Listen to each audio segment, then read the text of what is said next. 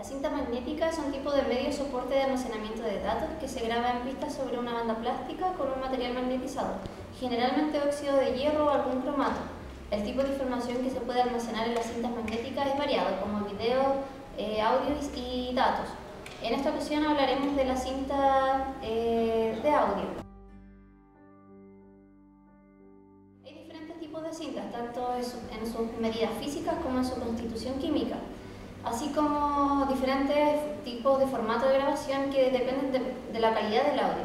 La cinta magnética recibe distintos nombres dependiendo del equipo que la reproduce o graba. Por ejemplo, se llama cinta de bobina abierta si es de magnetófono, cassette cuando es de formato compacto, utilizada en pletina, Walkman o la que conocemos como radio, cartucho cuando es utilizado por cartucheras. La cinta magnética de audio tiene sus orígenes con la obra del inglés Oberlin Smith en 1878. El primer dispositivo de grabación que él hizo fue el telégrafo, pero fue demostrado y patentado por el inventor danés Valdemar Poulsen en 1898. Poulsen hizo una grabación magnética de su voz a lo largo de un alambre de piano con el fin de dejar un mensaje grabado a la central telefónica donde trabajaba como técnico. Poulsen, después de haber patentado la aplicación en 1898 en Dinamarca, sofisticó su invento. Este se parecía al primer fonógrafo de Thomas Edison. A partir de su descubrimiento se dedicó a desarrollar y a registrar a través de patentes la demostración del principio de la grabación magnética. En diferentes países de Europa y también de Estados Unidos. Presentó su invento en 38 naciones. Hubo muchas adaptaciones y diferentes tipos de grabadoras magnéticas de voz. Estas fueron comercializadas con diferentes usos, en oficina, la radio, la milicia y también la telefonía. Cuando se estaban acabando los derechos de patente de Poulsen, Kurt Still, él era el responsable de las investigaciones para mejorar este telégrafo, produjo el invento que llamó el ecófono en 1930 y lo dio a conocer en el mercado en 1933. Él implementó colocar en la grabadora de mensajes carretes con la cinta cable magnética, los cuales empotró en una repisa especial que permitía reemplazarlo y así darle mantenimiento a la máquina. Esto se puede considerar como el antecedente del formato cassette que conocemos comúnmente.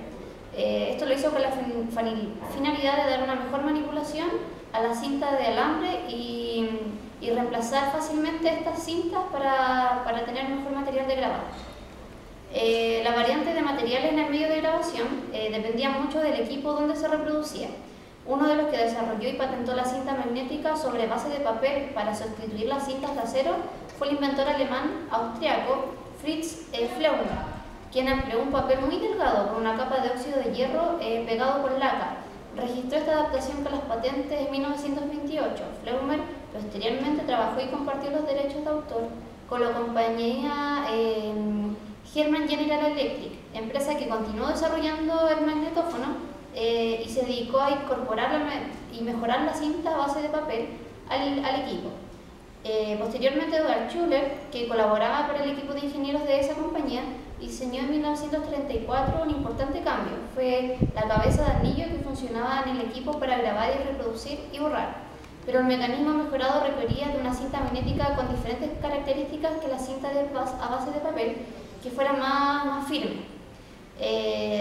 Alrededor del mundo se hicieron muchos cambios a esta cinta magnética, especialmente en Japón en 1929, Masaru Ibuka y el equipo de ingenieros de la compañía de ingeniería de telecomunicaciones, que fue el antecedente de la empresa Sony, se afanaron en desarrollar una grabadora de cinta basándose en la grabadora estadounidense que había hasta ese momento. Ellos adquirieron con ayuda de Akio Morita patentes de componentes de la grabadora magnética para comenzar su investigación. Como no podían hacer cintas con plástico por problemas de disponibilidad del material en Japón, la elaboraron a base de papel celofán, papel arroz y por último papel prensado, recubierto de polvo magnético. Para compensar el menor control que tenían sobre el papel, el equipo de ingenieros trabajó para mejorar la calidad de los circuitos en las cabezas de grabado, en los sistemas de alimentación y en los amplificadores de la grabadora. En 1950, la primera grabadora de cinta de manufactura local hecha por Japón salió a la comercialización y esta máquina pesaba más de 45 kilos y recibió el nombre de cinta cónica.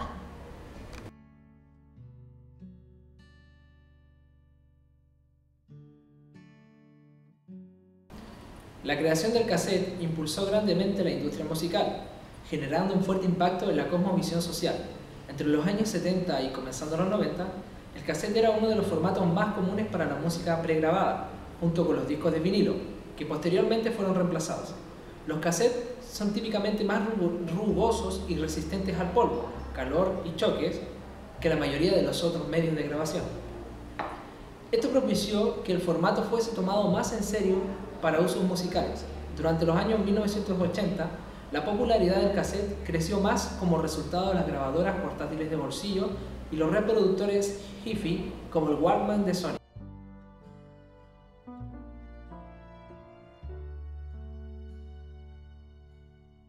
cuyo tamaño no era mucho mayor que el del propio cassette.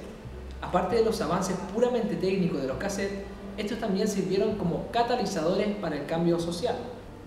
Su durabilidad y facilidad de copiado ayudaron a traer música underground rock y punk detrás del telón de acero, creando un equilibrio para la cultura occidental entre las generaciones más jóvenes. Por razones similares, los cassettes llegaron a ser populares en países en desarrollo. En los años 1970, en la India, fueron culpados de traer influencias indeseadas en áreas tradicionalmente religiosas. La tecnología del cassette creó un mercado en crecimiento para la música popular en la India, criticado por conservadores, mientras que creaba un mercado enorme para las compañías legítimas de la grabación y las cintas pirateadas. En algunos países, particularmente en el tercer mundo, los cassettes aún siguen siendo el medio dominante para comprar y escuchar la música.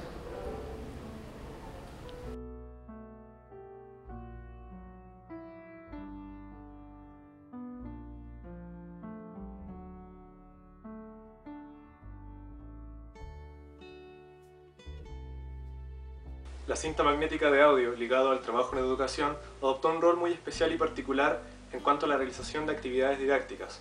En 1963, la casa Philips lanzó al mercado el primer reproductor y grabador.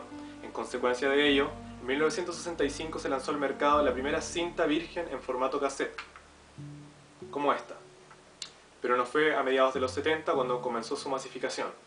El cassette significó para el trabajo en educación una oportunidad muy útil y una herramienta bastante efectiva.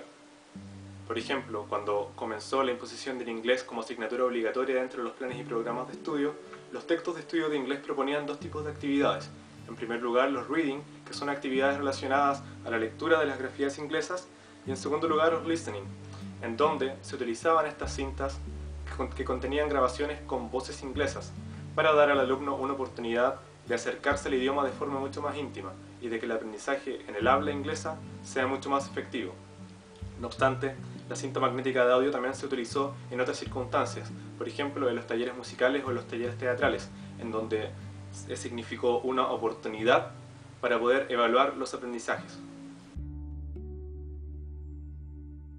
En conclusión, la cinta magnética de audio en formato cassette significó una oportunidad para el trabajo educativo, en dos sentidos. En primer lugar, para que la adquisición de conocimientos fuera de forma mucho más didáctica, y en segundo lugar, como una oportunidad para que las técnicas de estudio pudieran enriquecerse. ¿Cómo? Primero, para que el aprendizaje memorístico fuera mucho más efectivo, ya que los alumnos se podían grabar, y para que pudieran rescatar todo tipo de detalles en las clases, ya que también podían ocuparse las grabadoras para grabar las clases que ejercía el profesor.